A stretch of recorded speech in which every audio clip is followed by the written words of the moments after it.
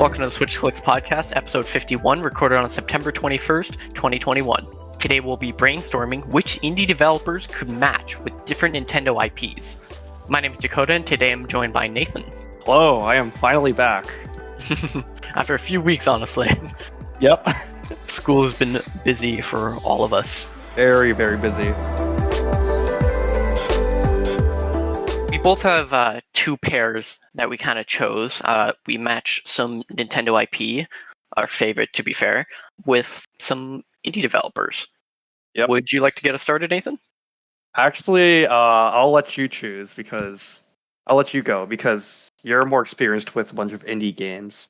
As everybody should know, and if I were ever test on this would be the first question. What is my favorite indie game of all time? Oh boy. I don't even know if you know the answer to this. I do. Or I probably do, but I probably I'm curious, what is your answer? Shovel Knight. And that is the correct answer. Why wouldn't it be Shovel Knight? The amazing 5 games? I think it's 5? 4 games. 4 games. Well, with a spin-off? I don't know. 4/5 games, but I count it as 4 games in one. The amazing Shovel Knight Treasure Trove. Spoiler alert, that was actually one of my choices too. Oh, dang. Now I'm curious who you matched with then. So I matched Yacht Club Games, the devs for Shovel Knight. I matched them with the Wario World or Wario Land IP.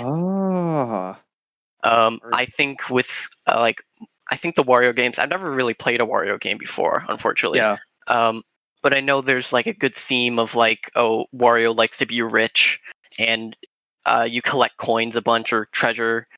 Yeah. And it is a platforming game usually. Mm-hmm. I believe the last one was on the Wii for Wario World, or is that a I GameCube don't game? remember. Oh, yikes. It's been a while. It's since we actually got a Wario platformer. Yeah, Wario Land Shake It for the Wii in 2008 was the last time. We probably need that on the Switch. So I think if they maybe use their amazing artists in Yacht Club for maybe the 2D pixel art, if they wanted to, and also went to the idea of really good puzzle platforming, less than just like avoid stuff, and maybe a collectathon, a 2D collectathon. I think they could totally make it work. Now, well, I guess you can say it's technically just making another Wario Land game. Yeah, it's not really changing much. Yeah, not really changing much. So what did you match Yacht Club games with? I did it with Zelda because Zelda 2 was was the only platformer Zelda game out there. So you want another one of those? Yeah. I could have chosen. Well, there are many other choices I could have combined this game with, but like after I played with Shovel Knight, the mechanics felt very similar, although more defined for modern consoles. The combat system particularly is what drew me to choose Shovel Knight, and I do think that if they were to take the, I don't know if you could call them RPG elements and treasure collecting. Yeah, I think incorporating that into a Zelda-styled game would be a very interesting take on Zelda, especially since we've never seen a platforming game in a long time. Literally since basically the dawn of the Zelda series.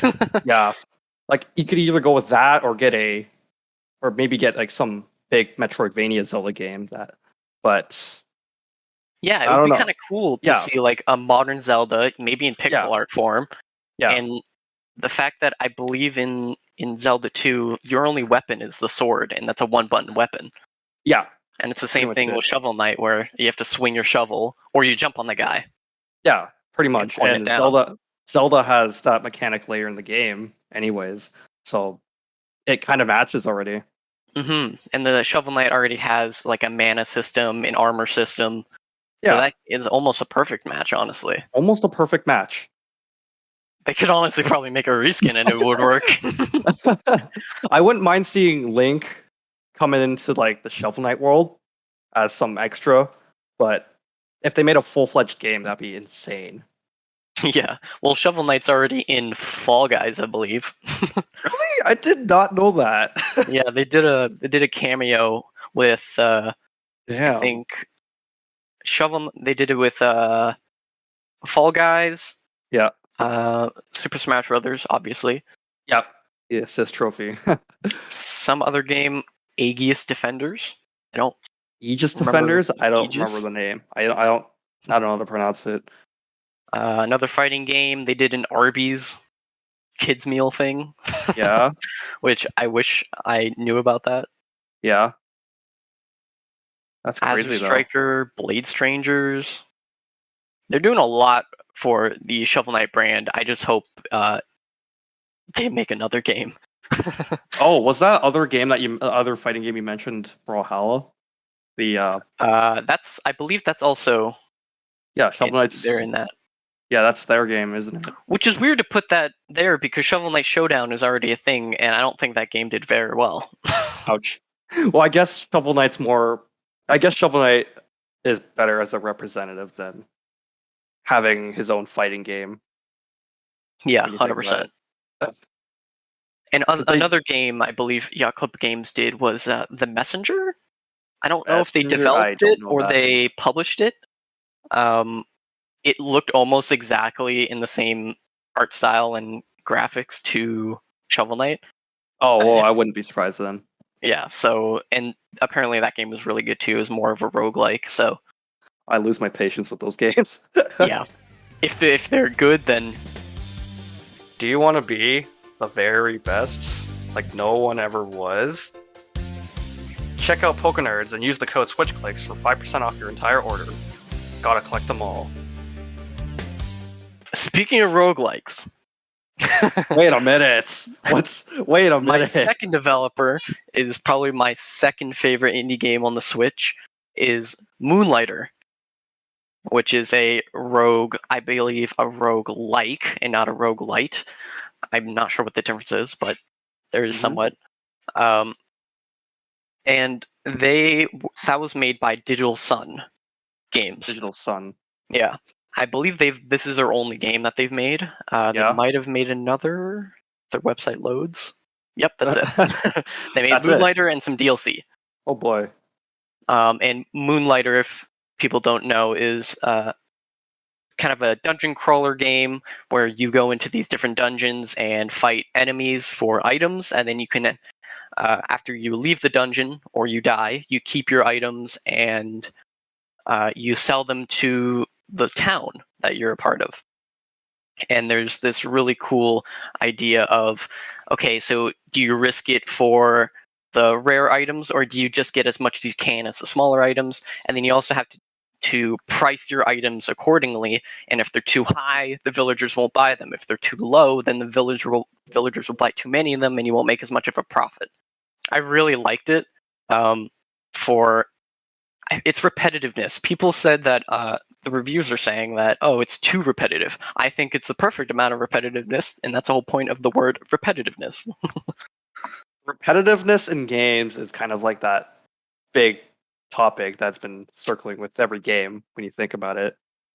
Yeah, and luckily every dungeon, I believe there's 3 or 4 of them, they change up the formulas for the enemies every time. That's Meanwhile- good. That's very much true. That sticks true to the roguelike genre. Mhm. And there's always like, oh, you don't have to sell your items. You can go to the blacksmith and update your weapons. And there's like 4 different weapons you can get. There's like fists, a knife, a sword, or like a big heavy sword. Nice. And I think I want to match it with probably Pikmin. Oh, I think Pikmin a dungeon crawler? Pikmin dungeon crawler roguelike could work really Holy well.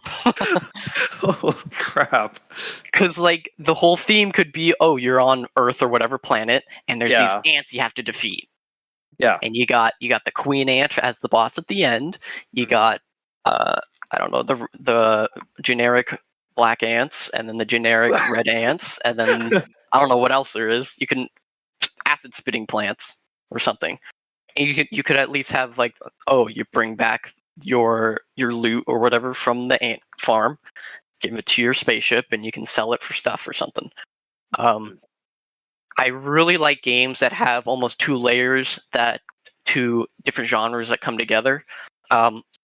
So I think that'd be a perfect fit. Even if it's like, oh, Olimar has landed on this planet that you have to colonize or something. Yeah, colonizing would be cool in a Pikmin game. Maybe that's what the mobile game would be.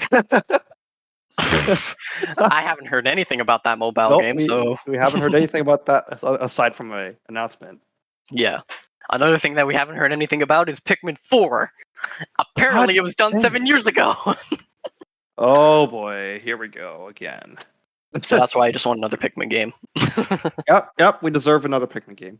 Even if it's a 2D top-down, so even in the pixel art style for Pikmin could be kind of cool. Well, Pikmin still works in that type, even though in that perspective it still works. Yeah, I would hope it does. That's apparently the 2D platformer on 3DS was not that great. What was it called? No. Hello, yeah, Olimar hey, or something? Hey Pikmin. Hello, Olimar. Hello, Olimar. Yeah, it's the evil brother. What was your second one? My second one is a bit of half and half. I would either go with Moonsprout Games or Conradical Games. Both of these developers have made spiritual sequels to the original two Paper Mario games. Moonsprout made Bug Fables, and Conradical is making the Outbound Ghost. Obviously, this is good. I'm already gonna say this, but it's gonna match. It's gonna easily match with Paper Mario. We all know that. But yeah, that's kind of the thing I've been hoping for. I think everyone's been hoping for is Nintendo, or who Intelligent Systems, deciding to go back to Paper Mario's roots and actually catering to the fans who actually want that game. I haven't played either of the two indie games before, but I have a feeling that they're similar enough to the original two Paper Mario games that it wouldn't make a difference if you were to slap a Nintendo skin on it and call it a Paper Mario game. It would probably just feel the same, and it'll fit in right at home. Yeah, I'm looking at the screenshots right now. I've never actually heard of this developer or this game. For Bug Fables. Yeah, Bug Fables came first, and then the Outbound Ghost. Certainly looks like a Paper Mario. Like, there's no doubt that they took some inspiration. It's definitely a spiritual successor. Like the gameplay, the humor, even the humor is very similar. Mm-hmm. And it definitely looks like it was from like the Super Mario 64 era, before they split between Mario and Luigi and Paper Mario.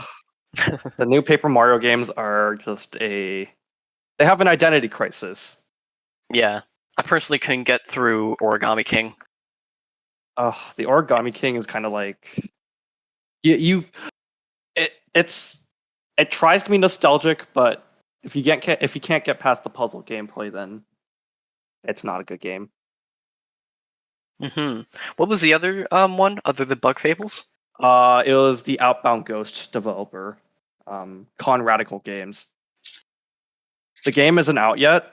I think they were slated to release next year because they've been working they've been working on this game for a long time. Oh wow! And constantly improving it. It looks like a modern Paper Mario game. Yeah, it looks just crazy. Yeah, it's insane. Like all of the visuals, bit of platforming, really good visuals with simple character design, and then I guess some gameplay that's like Undertale-esque. I guess you could say it's like a bit of a Undertale Paper Mario hybrid. Oh yeah, people eat the stuff up. Yep, it's crazy. And they have a demo available on Steam. Holy crap! I did not know that. I didn't bother looking. Game wasn't out. One person? Because there's a developer log here from August 27th, and it says new YouTube devlog about the inspirations of my game out now. And then on the thumbnail, it has his game on the left, and then Undertale and Paper Mario on the right. I wouldn't be surprised. So that looks promising, and if it's one person, that's crazy for one person to do. looks really good. I'm looking at their website right now. They don't have much. Yeah, what like? Oh, they've already made 2 other games. Those seem like student games. What I Yeah. can see. Yeah. So they made a Metroidvania and a puzzle game. Okay. Well, yeah, that's my other candidate for matching up with Paper Paper Mario. Mario. Because they're like we've been, I don't know how long fans have been waiting for a traditional Paper Mario game, but it's been a Since little the too long. GameCube. Yeah, since the GameCube, it's been a little too long. Everything else has been pretty much an identity crisis at this point. Wow, this is actually just a fusion between Undertale and Paper Mario. I just saw some It really gameplay, is. and you can literally make choices on if you're gonna kill the other ghost or not. It's so cool. And is it only coming to Steam?